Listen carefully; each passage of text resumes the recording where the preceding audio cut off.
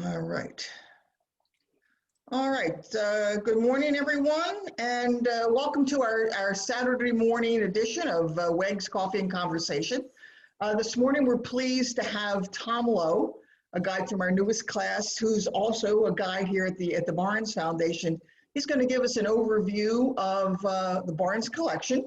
And of course, we are recording this for anyone who'd like to go over it again or watch it at a later date. And at this time, I'm going to turn this over to Tom, rather, excuse me. And as I just mentioned, if you haven't muted yourself, please do so at this time.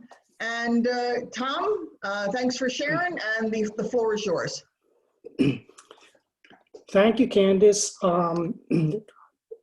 Both Carol and Alice are here, and we are now all docents at the Barnes Foundation. And actually, Alice Rose actually helped me critique this show, so she's aware of what I'm going to present. But I really wasn't expecting anybody, given that Thanksgiving was coming up. So I'm delighted that you're all here.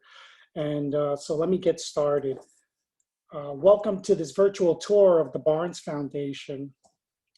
The importance of seeing works of art close up and in person was so much a part of what Albert Barnes wanted visitors to understand. During his lifetime, he rarely allowed photographs to be taken of the collection because of the importance he placed on seeing the works directly. We are looking at where his collection was originally on display in Marion, about a 20-minute drive from its present location in Philadelphia. And here is a photo of the new Barnes, which opened its doors in 2012, joining Philadelphia's other great cultural institutions along the Benjamin Franklin Parkway. Every single work and its placement was strategically and carefully set by Barnes, and each wall became a teaching wall, referred to as ensembles. We will talk about these ensembles very shortly. When plans were being discussed for moving the collection, a unique and some would say very unusual decision was made to duplicate the original gallery space. Today, the recreated gallery spaces from the original Marion building have been incorporated into a 93,000 square foot complex. The new home for the collection is nearly 10 times the size of the original building. Albert Barnes was born in a working class family in 1872. I have no baby photos of Barnes, but here are some images of him later in life. For those of you who love dog stories, there are many very funny stories about his favorite dog, Fidel, that he got from Normandy when he was already in his late 60s. Fidel, who at times served as a signatory for many of Barnes's business letters, mostly to those people he did not like. Born and raised in Philadelphia, he spent most of his youth growing up in the rough and tumble area known as the Neck in South Philly, a very poor, undeveloped, and unsafe neighborhood where, despite the challenges, Barnes left a complicated legacy, but one that continues to intrigue. After entering high school, the family moved closer to the center of Philadelphia, Tasker Street, a block away from South Broad Street and about a mile and a half from Philadelphia's City Hall. Barnes's intelligence gained him entrance into Central High School, regarded at the time as a top public high school in the entire United States. In addition, the rigorous Central High School curriculum allowed exceptional students to graduate with a bachelor's degree when they completed their studies. At the incredible age of 17, he had a college degree. Barnes's successful academic career continued when he gained admissions into the University of Pennsylvania's medical school. He had a strong interest in chemistry and knew even before graduating he was not interested in a clinical career and direct patient care. After completing his residency in a psychiatric hospital, he had passed requirements to be a medical doctor at an even more incredible age of 20. Barnes was interested in chemistry, and this interest led him to Germany, where a prosperous pharmaceutical industry was already in place. This early chapter of Barnes's life has many, many subplots. After returning from Germany, Barnes marries Laura Leggett from Park Slope, Brooklyn, New York. And despite some very unusual career moves, financial success arrives when he begins a partnership with a German chemist, Hermann Hill, a young PhD German chemist he had recruited from Germany.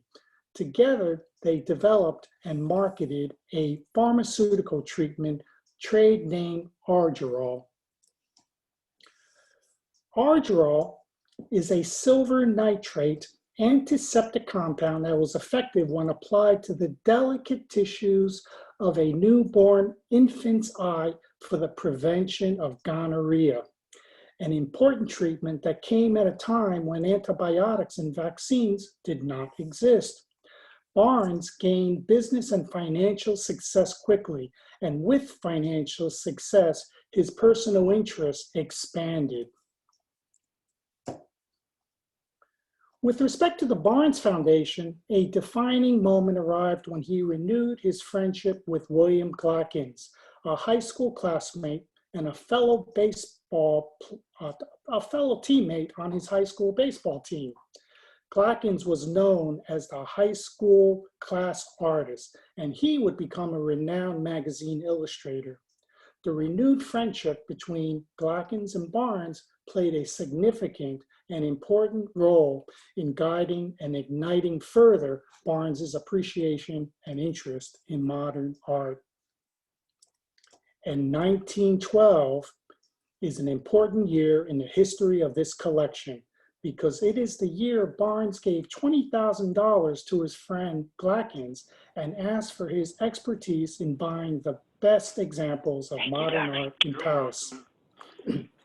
This agreement proved to be a defining moment for the Barnes collection and their friendship. Barnes was 49 years old when Glackens headed to Paris. And of the 16 of those 33 works purchased by Glackens in Paris, 16 of them remain significant in the collection today. So here I'm showing, I think I'm showing 5 of the paintings that are still in the collection as you walk around. So let's virtually begin our tour. Gallery number 1 is an unexpected visual start for many visitors. This gallery is relatively small by floor area, but the soaring 33-foot-high faceted dome ceiling was already a powerful statement Barnes was making about the value of modern art at a time when there was almost no attention given to these new images coming out of Paris. In this opening gallery, Barnes introduces us to his 4 great interests: Henri Matisse, Pablo Picasso. These were the up-and-coming stars of his age, and Paul Cézanne and Pierre-Auguste Renoir, 2 powering early vanguards that he grew to love. We are looking at The Dance by Matisse, 1932, installed 9 years after the opening of the Marion Gallery. 3 canvases span approximately 45 feet, filling the spaces above the large windows in niches referred to as lunettes. Matisse's painting is the only work commissioned by Barnes for this collection. Matisse was offered this commission on a visit he made to the United States. There are many stories associated with this 3-year project, but a major goal for Matisse was how best to fill these lunette spaces under the arches, how to marry art and architecture, and how to translate his application of paint into architecture to make the fresco the equivalent of stone. Thematically, Matisse chose to portray 8 nudes, 8 oversized nude figures activated and energetically frolicking in the lunettes. And once it was finally installed, Barnes is quoted as having said, "One could call the place a cathedral now, like a rose window." I'm sorry, I hear some rattling, which throws me off. Yeah, one second, Tom. I'm sorry. We have a caller. Would you please put your phone on mute? Please put your phone on mute. All right. Thank you, Tom. Thank you. Sorry about that. Go ahead. The minute visitors walk into this collection, many are overwhelmed by the density and the unusual mix of paintings, furniture, oddities, and metalwork. Some often say the walls are crammed, making it visually overwhelming. Before looking at other specific works, I want to highlight and offer an explanation to 3 aspects that were emphasized by Barnes and how he approached looking at art. Ideas that many still find refreshing and important. I think this introduction may also impact how you consider the works we will look at later. The objective method. Barnes wanted to,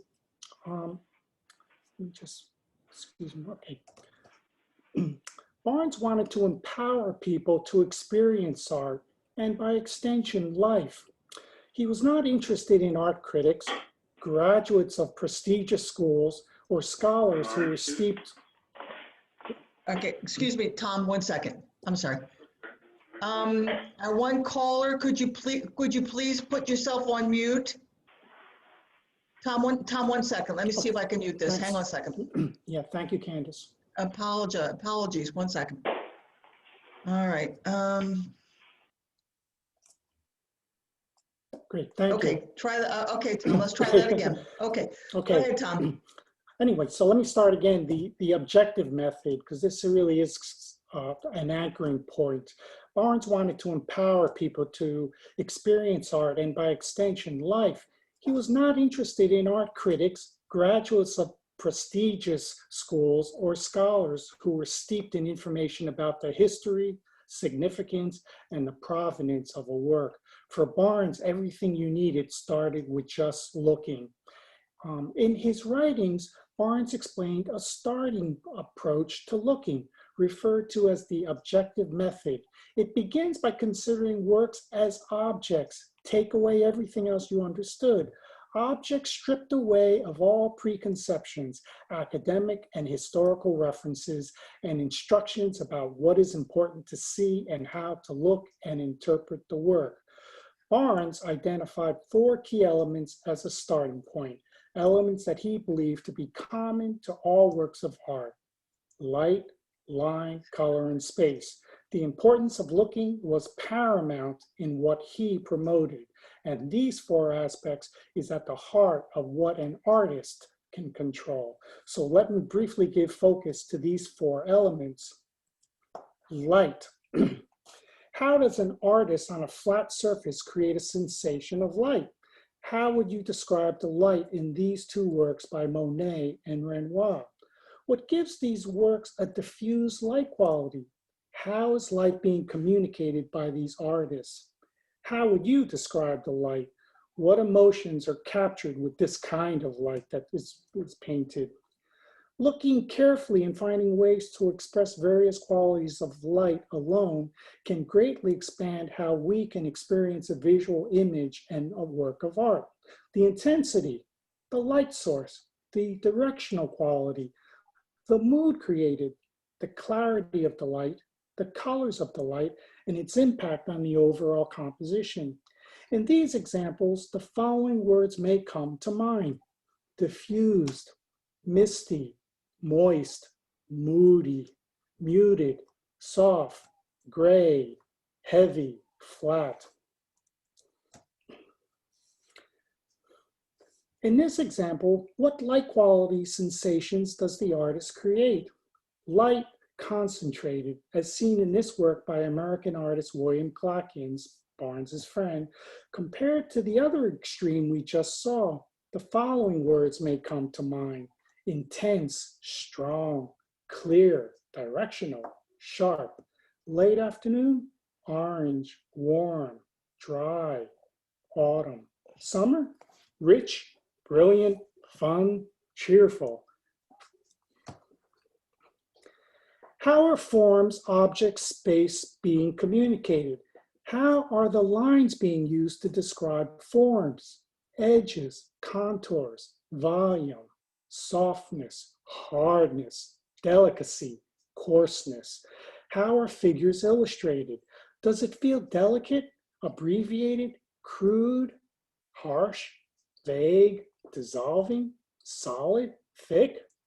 How does the choice of line impact how we view the subjects? Illustrative, fine, thin, thick, fuzzy, undulated? Emotional quality of these lines can also be communicated: sensuous, cold, hard, writhing, faint, grim. How color is used carried the biggest importance for Barnes. The intensity of blue alone creates an incredible mood and atmosphere. Words that may come to mind: vivid, cool, frigid, appealing, harmonious, transfusional, vivacious. Emotional quality of this color may be said to be cool, lustrous, muted, crystalline, lush, restful, gaudy, rich, glowing. And look at the impact of this red: emotional quality, fiery, warm, sensuous, brilliant, atmospheric, glamorous, pervasive. And finally, taking time to evaluate the space. How's the artist creating the space? What kind of space is being suggested? Is it real space?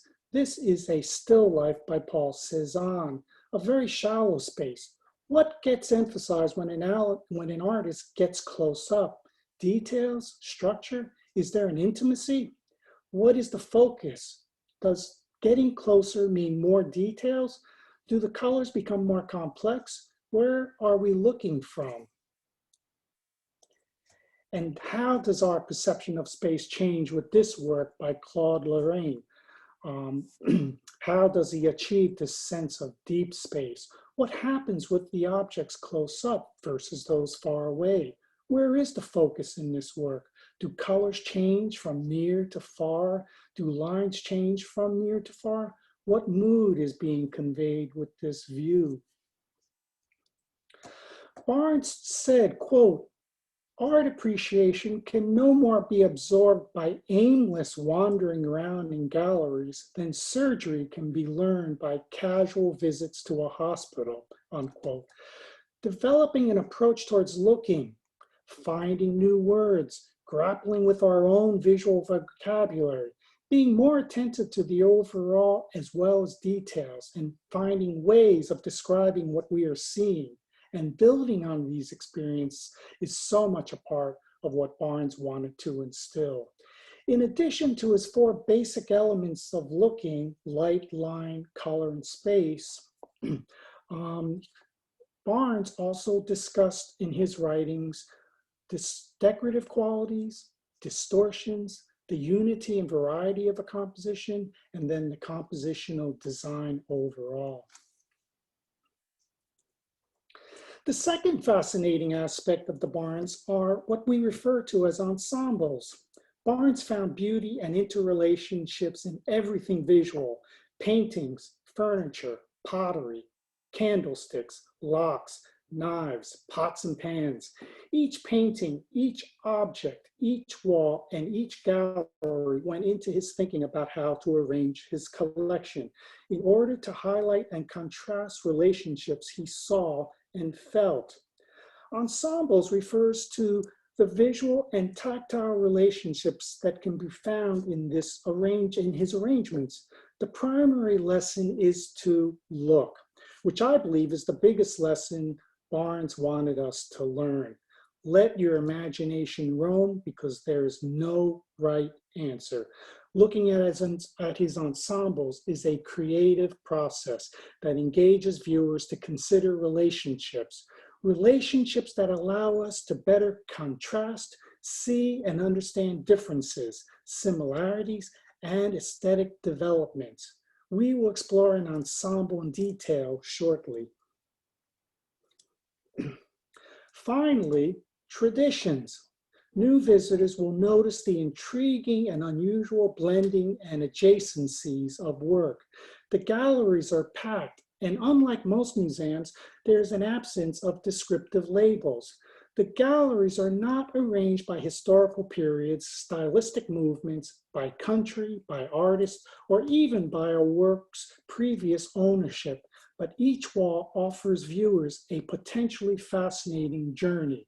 This wall is particularly diverse, with a work from 1520 by Giorgione to a 1925 work by William Glackens.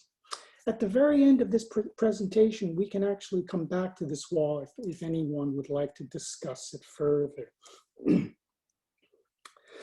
Now that we are armed with some basic Barnesian looking concepts, let's look at some notable individual works in Gallery 1.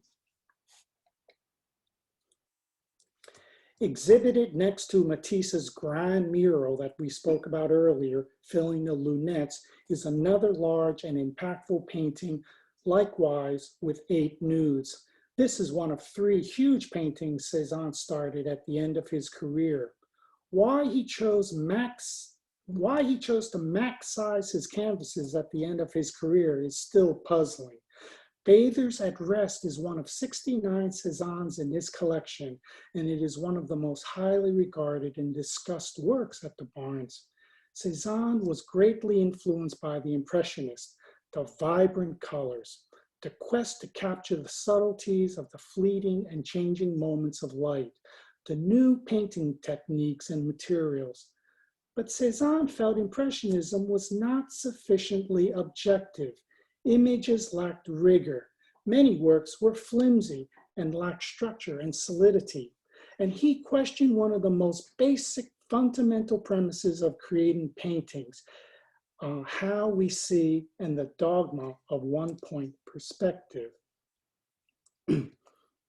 Here are 3 images of the 3 enormous paintings Cézanne was working on late in his career. One is located here in Philadelphia, and the third is located at the National Gallery in London. We could talk for hours just on this one painting, but we should move on.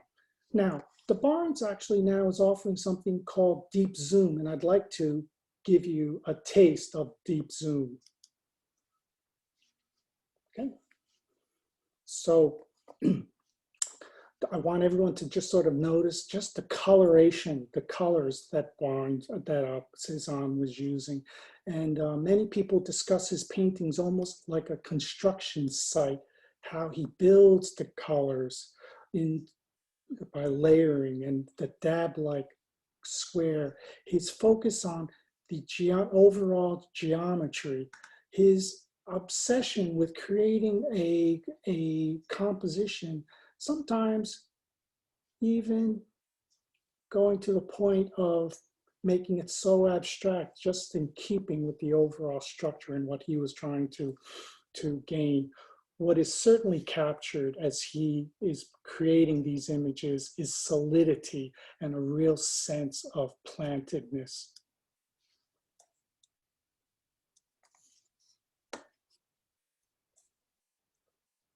Renoir was 55 years old when he painted this family portrait in 1896. This is now 22 years after the first Impressionist show in 1874. His style has changed, and he is financially more stable, living in a new home in the Montmartre section of Paris.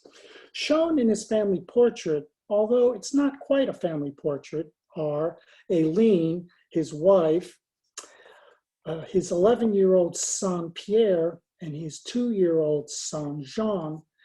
He has also included Gabrielle Renard, who appears in many of his paintings, The Maid, and The Neighbor's Daughter. And this daughter is the daughter of Paul Alexis, who was very well connected to Zola. Renoir has transported his family into a bourgeois family setting, like royalty, an aristocratic family, although Aline's dress may not necessarily be considered high society. And although two of the figures are not family members, there is a genuine sense of warmth and unity among these members. This is a large painting with smooth, softly painted brushstrokes, full forms, lavish attire and dresses, a pastel softness to the landscape with lightly applied puffy masses of foliage. That emphasis, this foliage emphasizes the round curves of the figures, beautiful complex bonnets. Aline's blouse is a complex patchwork of multicolored brushstrokes. Renoir also shows how he is able to handle monochromatic paint areas like the large area of black, white, red, blue, and compositionally, there are many bold contrasts and alignments that draw and hold our attention. And so everyone loves to speak about. Now, I wanted to highlight for you, if you look at the eyes of all of the figures, look at the one where the eyes really sparkle, Jean's eyes. The other thing I found very beautiful with this composition is the hands. You can almost look at the hands themselves and be overwhelmed. Each hand, the coloration of the hands is so interesting. And each hand conveys emotions, right? Look at Jean's hands grasping, her protective hands. This hand of kind of, I know, a little bit of uptightness because of maybe this connection of looking at each other. I wanted to highlight the blouse that I had spoken about, which is this beautiful, just assortment of beautiful brush strokes right against something very much more geometric, regimented. Look at the hand color, so different. And again, he's also credited with just how he handles these monochromatic areas and how beautiful that can be.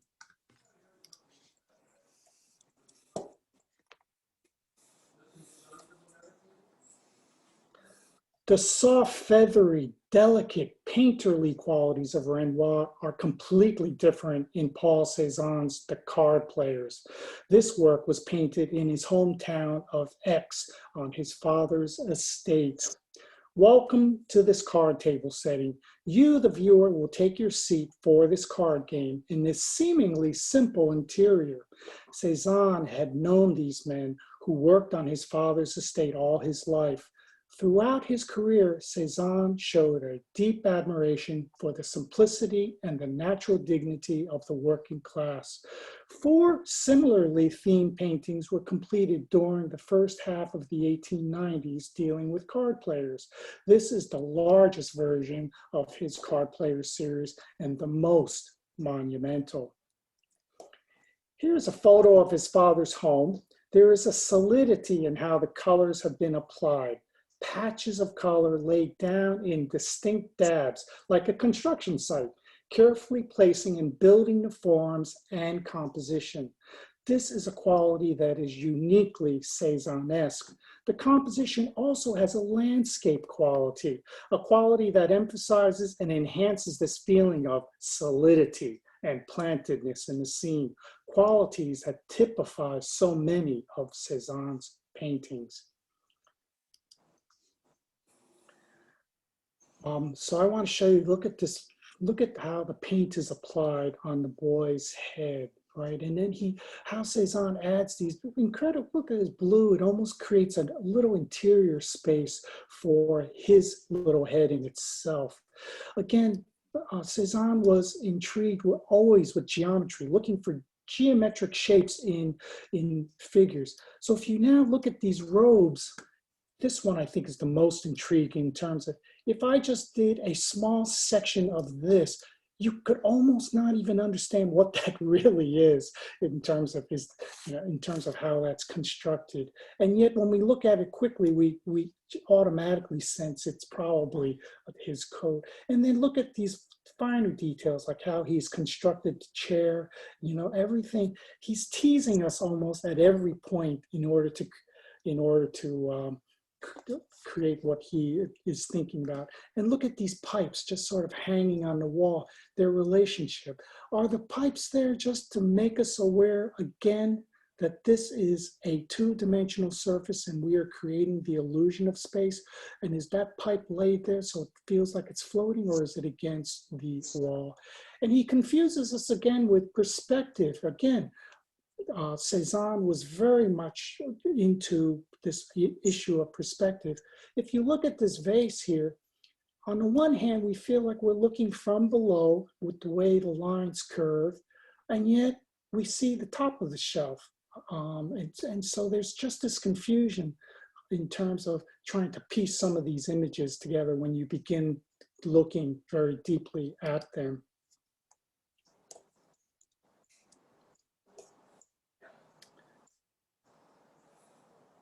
Picasso's The Peasants is another large and monumental work in the history of modern art that hangs in Gallery 1. There are so many stories related to this stage of Picasso's career. Many may be familiar with a dark and sad period that Picasso went through a few years before this was painted, a period highlighted by the death of his friend from Spain who came with him to Paris. In this painting, completed roughly 5 years after his friend's passing, Picasso has returned to Spain with much needed money earned from his first big break with selling his painting. He returned to Gossel, a small Catalan village in southern Spain, with his then girlfriend, Ferdinand Olivier. His time in Gossel has been characterized as a joyful time, even though the trip ended frantically because Picasso feared catching a disease that had broken out in the village. Sketches for this painting of a man and girl carrying flowers were completed in Spain. During his time in the village, Picasso had become intrigued with Spanish pagan classicism, and his style took on a decidedly different look. His new works took a sharp turn from melancholic, vulnerable, anemic circus figures to figures that became more solid, robust, and flavored with antique Iberian sculptural qualities. But there is even more going on. Distortions, attenuated figures, earthly grounded colors, and many would say Cubist qualities. I think the influence of the great 16th century fellow Spanish painter El Greco is definitely apparent.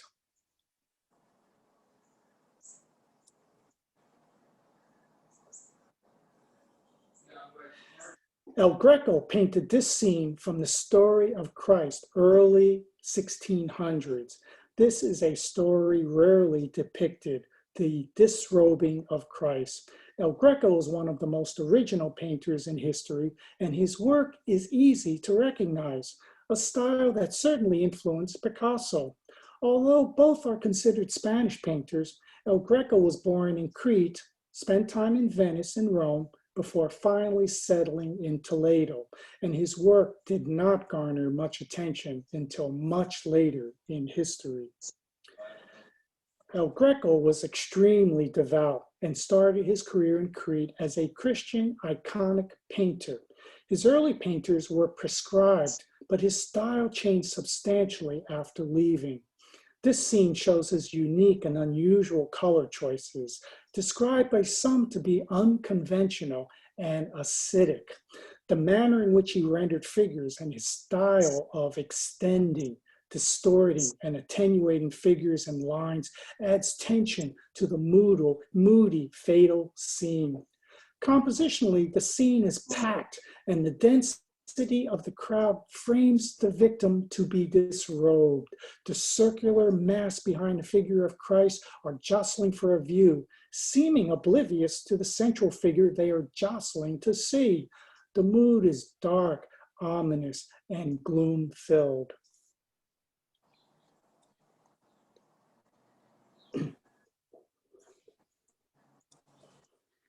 Paris in the early 1900s was not all glamour and colors, and some artists created their own worlds that took viewers away from the growing pains of industrialization and population growth.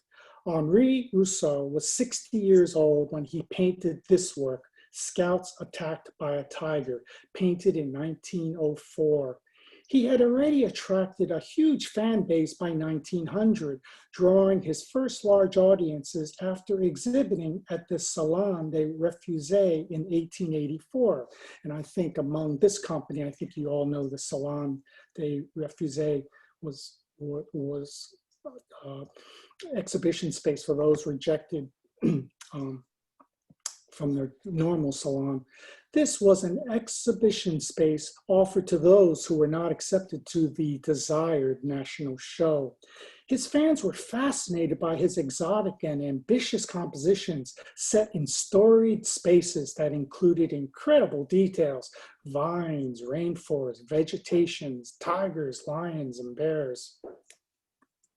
This was an interior world, an imaginative world, different from the grim cities that industrialization was creating. Rousseau was a man with very humble roots. After 5 years in the military, he enters government service collecting taxes. At 41, he begins painting, and by 49, decides to give up his job to paint full-time. Although ridiculed by many, this self-taught painter had imagination, loved details, and mastered a style that many found enchanting.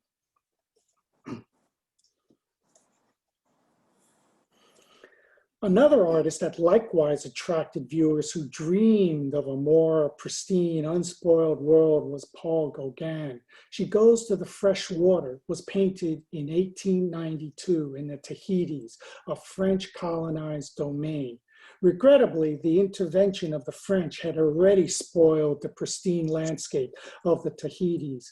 But despite this reality, Gauguin would create exotic images that continue to mesmerize us today. In this scene, a young woman is seen drying herself after a bath by a stream. Gauguin's move to Tahiti marks the last major move this man would make in his life, a life that saw many career and style changes. The images created from this chapter of his life are perhaps his most poignant. Here is an imaginary world, a woman in harmony with her natural surroundings, and he is creating these moody island scenes by introducing his unique colors and style. Gauguin's painting is at the center of this wall, and I am going to talk about this arrangement, this ensemble, and offer you one interpretation about how it can be viewed. As I had indicated earlier, Barnes found beauty and interrelationships in everything visual. So I want to highlight some of the more obvious relationships in this particular wall with Gauguin's painting at the center. Let's look at this ensemble. Look at the arrangement of the paintings, metalwork, and objects. With every wall, you will notice different patterns, arrangements, and particular geometrical emphasis. On this wall, there's a clear triangular arrangement. Notice the two large Renoir nudes at the far right and left. If these two women are looking for a change, if they are tired, these two robust figures can slide into the well-positioned, beautifully colored and wide Windsor chairs below. Their soft backsides will be well accommodated by the Windsor chairs. Notice the door hinges and how they are figuratively shaped. Breast-like or buttocks-like, you decide. Notice the silvery gray stem on the silver gray tea kettle and how its shape relates to the tree branch suspended over the stream in Gauguin's painting. Notice the rippling water in Gauguin's painting and the rippling swirls echoed in the American, Pennsylvanian, German chest. Notice the tall, vertical, statuesque altar candlesticks from the 18th century, emphasizing the verticality of the multiple standing figures in Maurice Prendergast's paintings. Also the whiteness of the candles and the whiteness of the paintings above. And finally, notice the large, elaborate iron key at the apex of the pyramid. This metalwork serves as a sign for a key store. Do you see how its overall form resonates with the shapes and the girl in Gauguin's painting?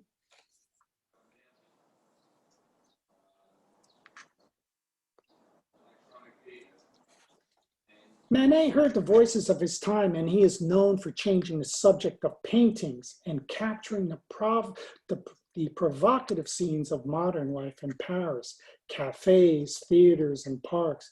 But he was also well acquainted with sea life, where he spent 6 months as a young man on a training ship from France to South America.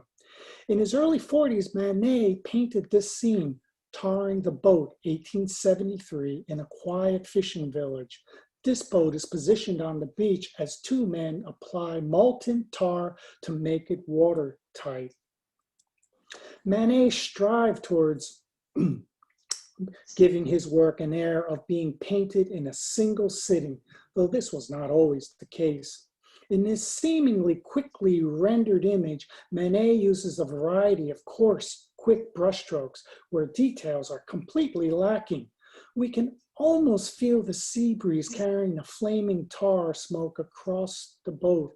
We sense the hot blaze of fire glowing pink, red, and yellow, and we see the turbulent, active sea beyond, created with a few dry, horizontal brush streaks.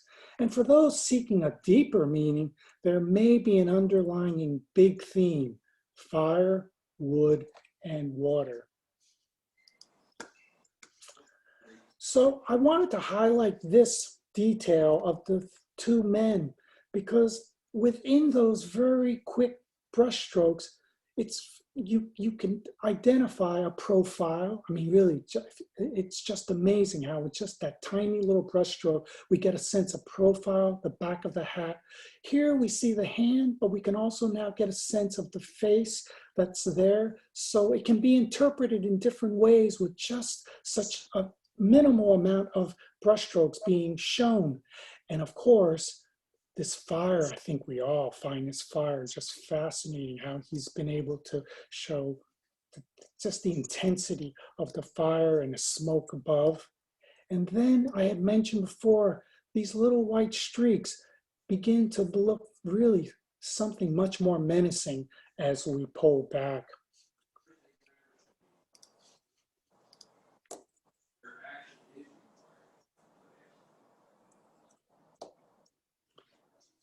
This energetic movement of the brush and the way Manet quickly caught the essence of a scene had an impact on painters who followed.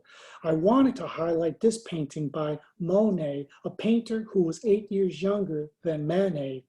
The name of this painting is Studio Boat, painted 1876. Monet is considered one of the quintessential Impressionist painters, a group that explored many new ideas about image making, but of greatest impact was their desire to capture the fleeting changes of color and light, embracing modernity and incorporating innovative techniques and materials. For almost 8 years, Monet lived near the Seine River, 15-minute train ride from Paris. He had a small boat made for himself, and how he must have loved his painting trips on the river. This is a self-portrait of sorts, painted in 1876, about 2 years after the first Impressionist exhibition in Paris. Monet's focus on color, light, painting outside, and embracing a new visual vocabulary are on full display here. And of special importance in this work is the figure inside the boat. Silhouetted in a bright square is Monet. Compositionally, we are drawn to this central figure. And I have to do a deep zoom on this painting because just need for you to see this incredible movement the energy. I mean, this talk about movement, time, energy, you can almost feel. And then you can see one of the great breakthroughs with this period was to allow the canvas, the raw canvas underneath, to show through. That was, I think, a very important move. Look at the variety of the brushstrokes. And of course, this most serpentine of brushstrokes, this one. You can feel the wetness of the paint, how the paints begin to blend. And then finally, let me just take a quick look at the man at the center of the show. Oops. Is that a man? What is that? But really, there he is, highlighted at the center of this look.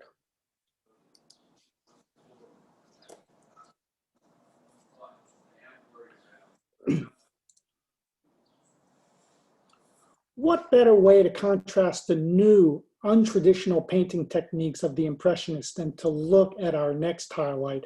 Jean Chardin was 33 years old when he started this painting in 1732, and it was completed almost 8 years later.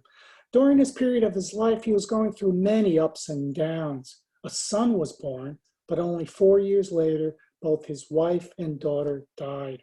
He was highly regarded during his time, an innovator whose painting techniques with handling light and shadow inspired generations that followed. This is a still life, and it was certainly not considered one of the high marks of painting, like historical paintings and portraits. Here he is doing still lifes, and he's still so highly regarded. His position in society would also rise prominently during his life, where he eventually oversaw the painting installations at the annual Grand French Salons. His handling of paint, how he created light and shade, his colors, his supreme attention to minute details, the luminous light he achieved are hallmarks of Chardin's reputation. Bill Perthes, the Barnes instructor I had for several courses, had a special fondness for this painting and jokingly said in class a few times, if an emergency exit was ever needed at the Barnes, he would rush to save this particular painting. I have joined his fan club.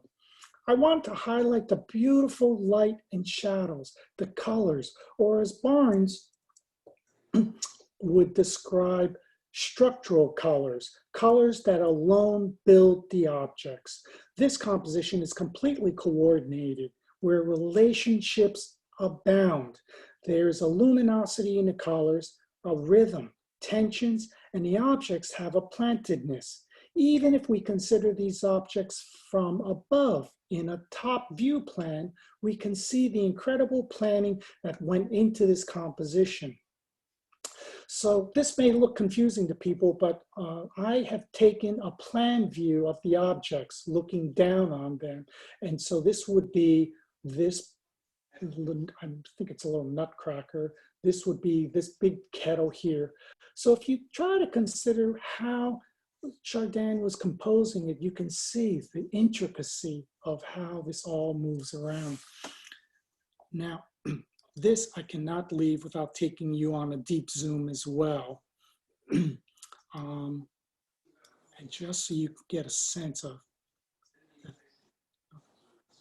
So here again, oops, sorry. So the one thing that has really impressed me is during this time there was so much emphasis being used on the oils and making them very light. And then they would layer these layers and layers. And Chardin is beginning to break away. You can see there's not necessarily impasto, but the paint dabs are a little bit heavier. How his technique is changing. The quality of the paint is a little bit different. And he achieves just this beautiful, beautiful still life.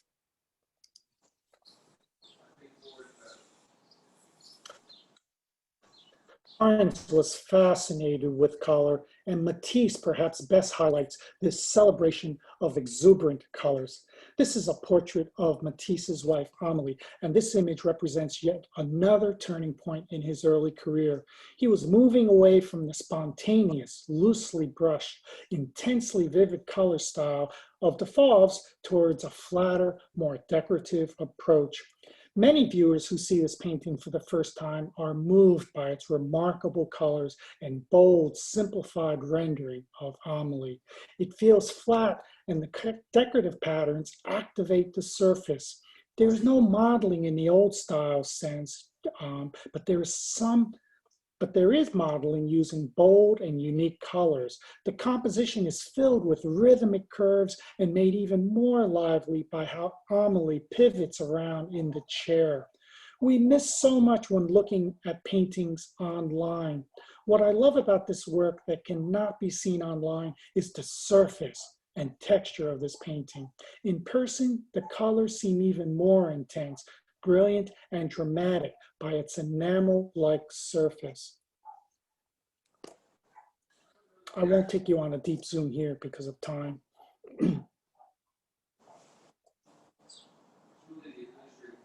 So I just want to highlight a few things that sometimes is overlooked. This side of, oh, you know what, let's go in for a walk. This side of the painting, if you notice, is really a darker blue than this side, which is a little bit on the lighter side. It does create some ambiguity in terms of the space and how she's sitting. The monumentality is really conveyed by her head hitting the very top of the screen, as well as this arm here. Look at this tiny little sliver of blue. These little decorative qualities here, look at these bold brush strokes, and these shapes, look at this shape here, are repeated here. So it gives this surface a very decorative quality and a holistic quality.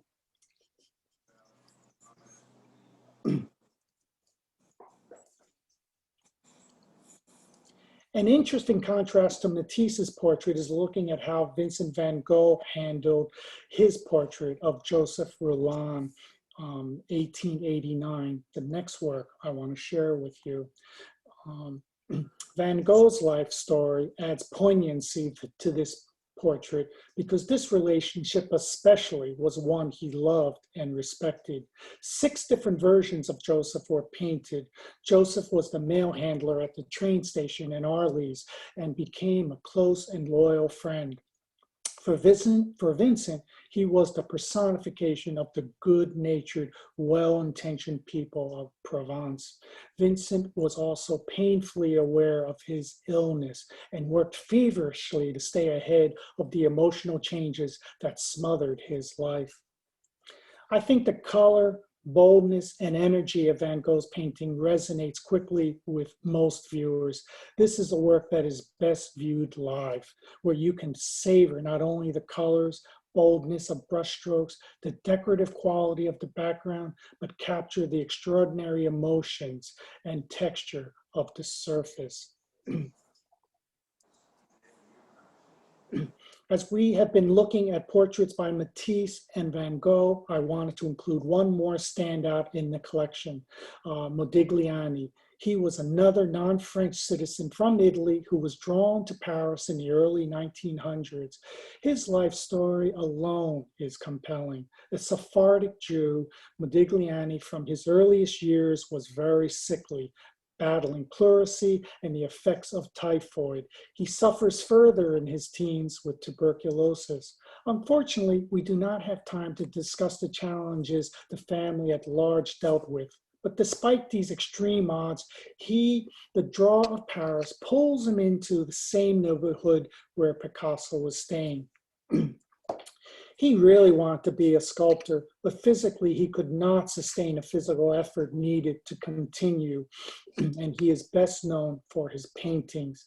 However, this work, Girl with Polka Dot Blouse, painted in 1919, demonstrates how closely Modigliani's painting portraits relied on the stone heads he had carved. Many of his works are characterized by a rigorous frontality, elongated proportions, the influence of African masks, and both an androgynous and Egyptian quality. Um,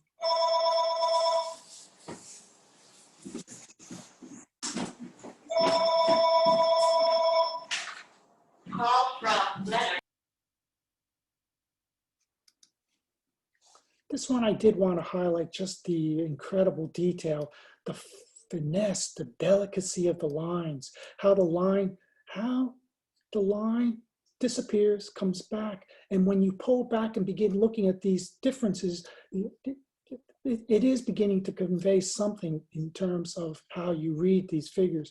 And yet, for other parts, you can see the outlines are quite vague.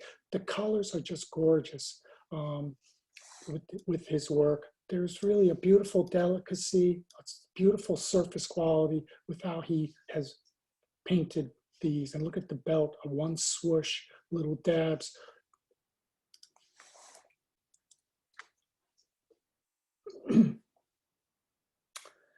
Modigliani, as well as others, began taking notice of African art. There was an exploration of new ways of expressions on canvas and sculpture. Unlike Western standards of beauty, like classical Greek sculpture, African sculpture did not rely on accurate anatomical dimensions of the human form or emphasize the narrative subject matter. Albert Barnes was among the first collectors in the United States who took notice and developed a deep appreciation for the elements and the harmonious plastic qualities of the African pieces. This work is captivating. Seated couple depicting a Dogon couple from West Africa. Man and woman, likely used during funeral processions where this subject would be attractive to spirits that would mediate between the world of the living and the dead. It has an architectural symmetry and solidity. The figures are connected, beautifully attenuated and abbreviated in how it conveys identity. Location of the man's hands, arrow quiver is on the back of the man, baby pouch is on the back of the woman, both sitting in a stool with figured legs. The surface of a wood piece is incised, accentuating its strong geometric qualities. So I find these works really so beautiful in terms of how it's able to abbreviate these gender qualities, right? With the little curve and the squareness, the face. Look at these incisions for the female versus the male. These are straight lines. And that is so much a part of what this African sculpture has conveyed for me, just that they were looking for something much more than creating realistic looking images.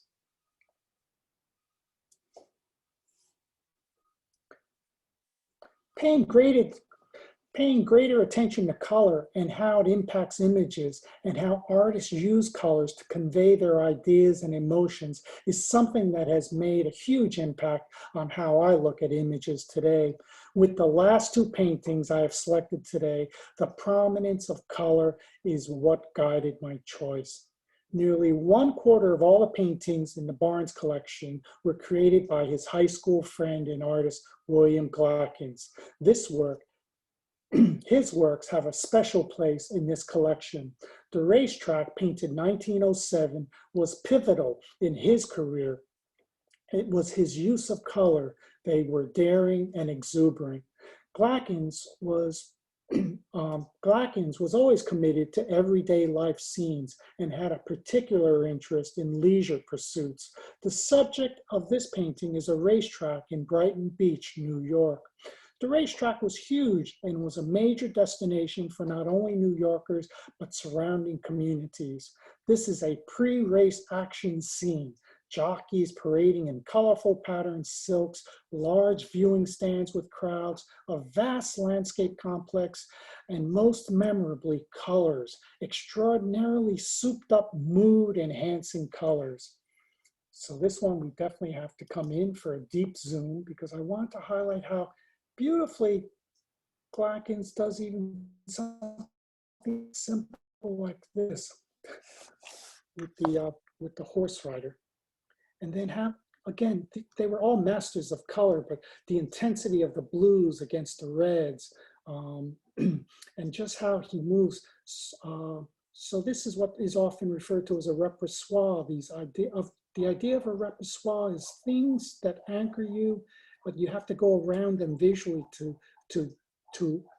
go into the space. But how beautifully Glackens moves us through this variety of space at the racetrack.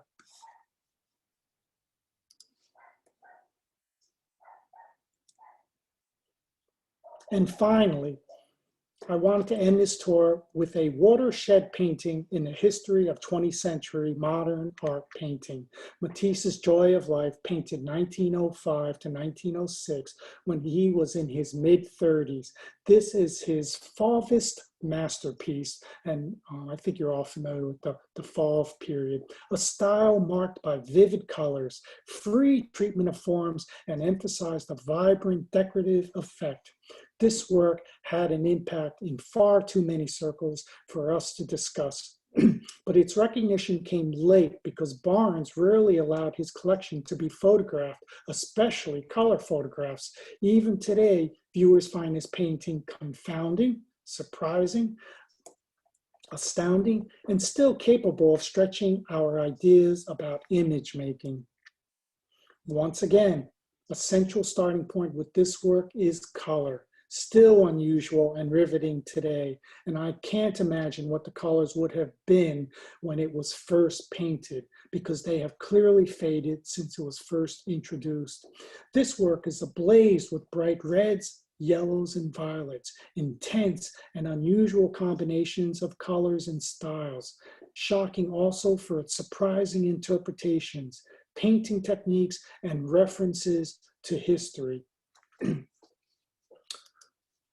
So I just want to take you, because I think this motif is something that we've seen so much in Matisse's work. Look at the beautiful fine lines, his use of these large outlines and the thin quality of the lines.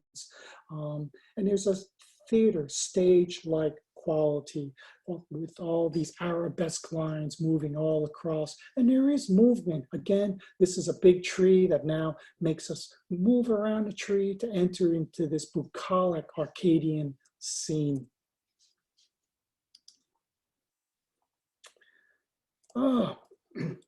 As I come to the end of this presentation, I know there are still so many images and objects that should be highlighted, but these are the works that we saw today. So you get a sense there. I mean, there's really many others that I felt I was not giving attention to.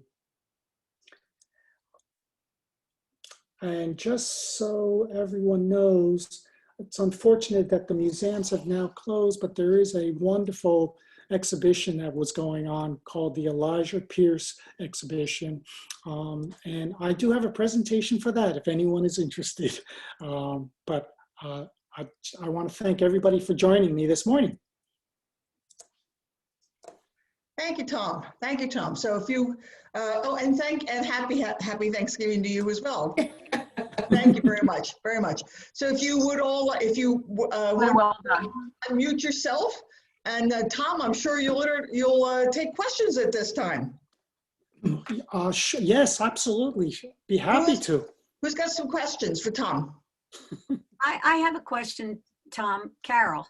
Yeah, what did you think, Carol? You're being a fellow docent. Tom, it was fantastic. I really took a lot of notes. You've really, you have developed all those paintings to another level for me. But I do have one technical question. In the beginning, when you talk about him developing Argyrol with Hermann Hille, did he develop that in Germany, or were they back in the United States when they developed that? Well, actually, the truth is Barnes had nothing to do with its development. It was all Hermann Hille, and they did it in the United States. He did it when he brought Hermann Hille. They developed it in the United States. It wasn't done in Germany.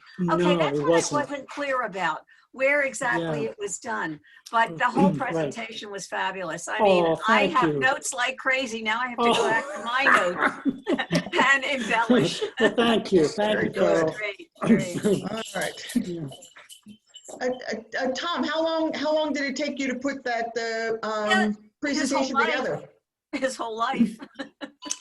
No. Well, Long here's the time. thing. There are some incredible docents at the Barnes who know this collection that would make me embarrassed with what I'm showing. But because many of the old timers don't have the technical skills with PowerPoint, they're not able to get their thoughts out there. And so that's what, that's been one of the problems. This technology, in fact, is beginning to limit some access in some ways. Tom, it looks like from the chat, it looks like in the chat, we have a couple people who would be very interested in your Elijah Pierce presentation. Oh, good. Okay. Definitely. So Definitely. what I'd like to do is our weekend conversations are kind of suspended over the holidays, pending what we see what's going on with the American Galleries collection. But I'm sure we could love to invite you back after the holidays for us to hear about Elijah Pierce. Would you be up for something like that? I'll be happy. Yes, I'll be happy to do it. Candace? Yeah, go ahead. Candace, the Elijah Pierce is closing January the 10th. Okay. And so just in the event that the Barnes reopens on January, Do it after that. it would be really good to be able to have Tom do it, so that, because if you see Tom's presentation, it makes you really look at that exhibition really differently. Okay. Okay. Yeah. All right. Okay. Great suggestion, Alice. Thank you. Yeah. So, you know what? You're right. We'll keep our eye on how things are going, and maybe we can get slide Tom in, right at the top of the year. Right. So Tom, put that on your calendar. I'll be happy to. Okay. Okay. Megan, you had your hand up. Go ahead. Hi, Megan. Hi, Tom. Thank you. This is just so outstanding. I don't think anybody has a way of walking me through a painting like you do, and ways of seeing space that, as you do. Could you give me some advice?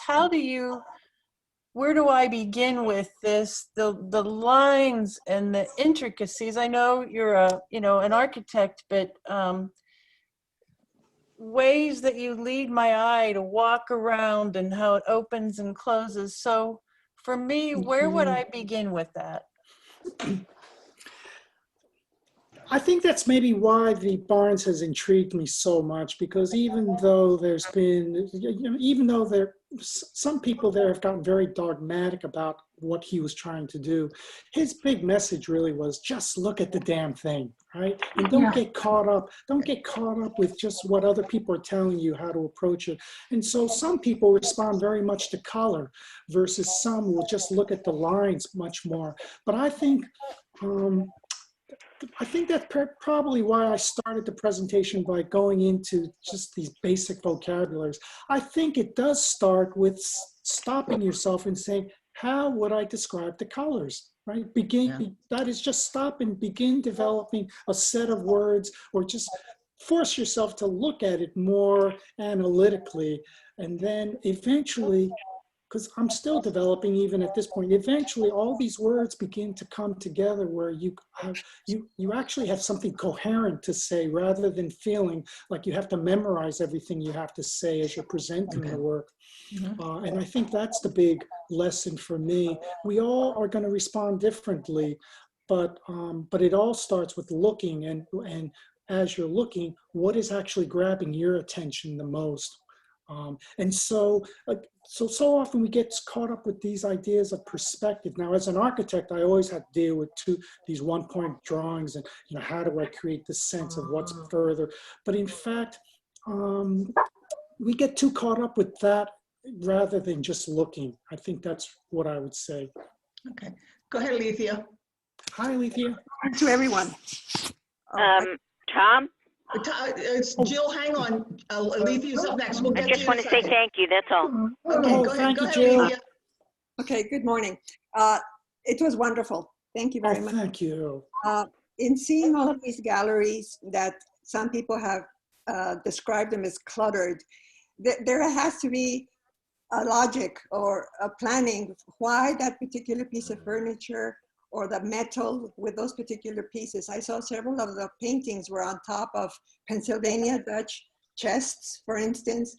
What was the thinking of planning on doing that kind of combination of items? Well, I think that's why so many of us who get connected with the Barnes we keep getting intrigued, because so much of that experience is just about talking to different people. And as you talk to various people, you realize we all see things differently.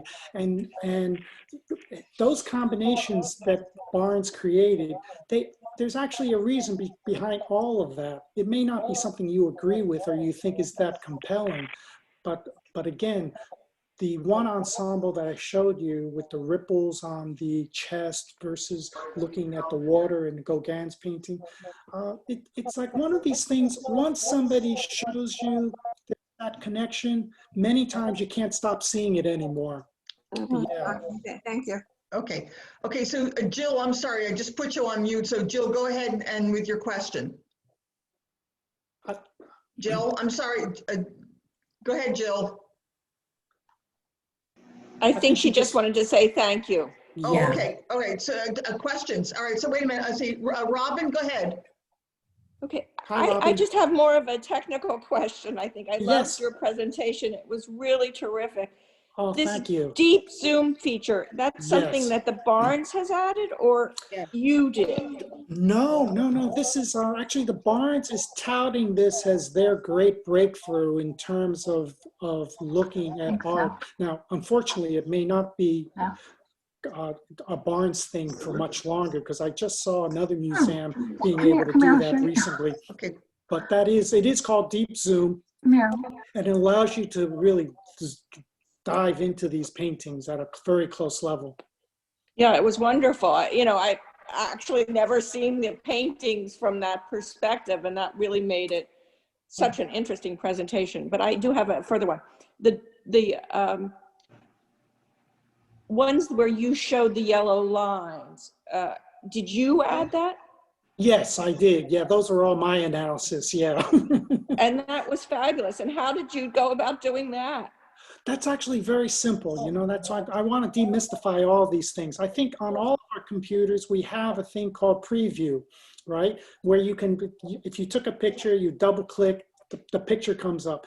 Within those preview applications, at the very top, you'll see a little A. That is, you click that and it allows you now to just add lines and add text, and you can change the colors and all that. So it's a very rudimentary thing that's just anybody can do. And that's how, what I found is many times when I'm trying to show people, especially my wife, who's like, says she can't see anything. Sometimes when I draw these lines on it, she now says, "Oh, I see what you're talking about."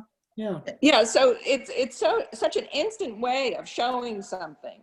I thought it was really terrifically done. Thank you, Tom. Thank you. And Tom, Alice, hang on a second. I do just see your hand. Tom, I did want to mention too, I'm wondering, because of the way you were able to break down those paintings, and you're just saying as simply as click on a photo, I notice you're working from an Apple. So you might have different things to work with than those of us that are PC users. So that may make a difference as well, but it was fantastic. Alice, yes, I know you're trying to get in. Go ahead.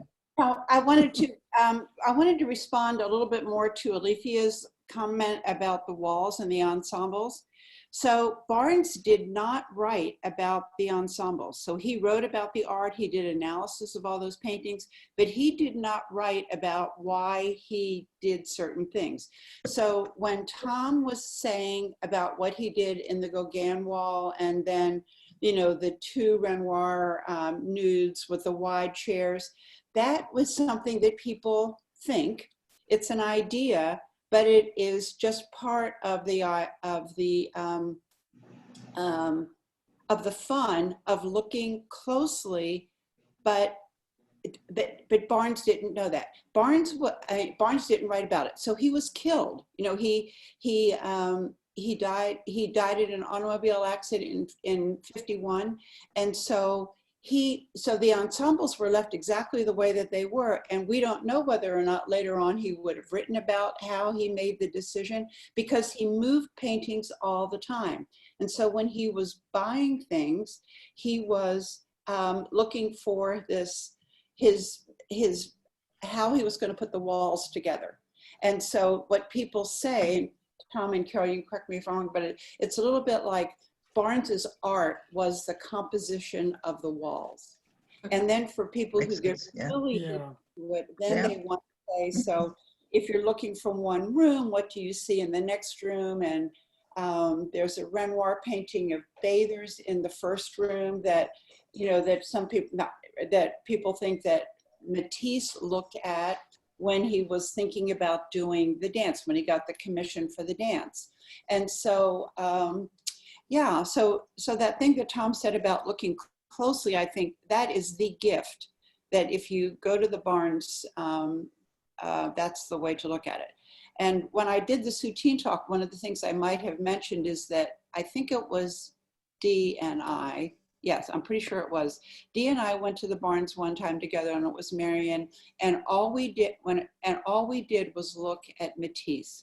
So, there are 59 Matisses in Barnes, and so we just went through, and that's all we looked at. And then another time, you go through and you just look at different paintings, and then the second step is to see how did he incorporate it into the other paintings that were in the room, right? So it's all a guess, and people have these speculations. And so when you get in there with some of these docents who've been there for a long time, you say, so where did that come from? And they say, well, that's my idea, but it's not from Barnes, right? You see, it's just people's ideas. Interpretation. Okay, Pat, I'm sorry. Okay, I'm sorry, Alice, I didn't mean to interrupt you. That's it. Okay, Pat, go ahead. Oh, I just wanted to mention the classes at the Barnes are fabulous. Last May, I took a 4-week class that was just on ensembles, and it was Bill Perthes. And it isn't what Barnes said, but it's a way of helping you to understand. Before the class, I was overwhelmed. I would walk in and look at a wall, and I had to concentrate just on specific pieces. But now, after taking that class, I can look at the whole picture. It's added so many more layers to my understanding of art. Not just that class, but I've taken, over the past couple of years, many classes there. It's right there in Philly, and the virtual classes are fabulous. Thank you, Pat. Anybody else? Do we have any other questions? Let me go over to the next page to see if we've got any questions over here. Anybody over here have some questions? I'm going back and forth between our attendees here. All right. Okay, so I'm going to end our recording. Please stay on if you have some additional questions or if you just like to chat with the group. But I'm going to end this session for our presentation from Tom. Tom, thank you so much. Thank you. Awesome. Thank you, Tom. Really, thank really you for good. joining me. Really good. And and we look forward to be able to hearing from you about Elijah Pierce. So great. Stay prepped and we'll be in contact. Thanks everyone. As I said, I'm gonna stop recording and then we'll just hang on for just general chit chat. So thank you so much.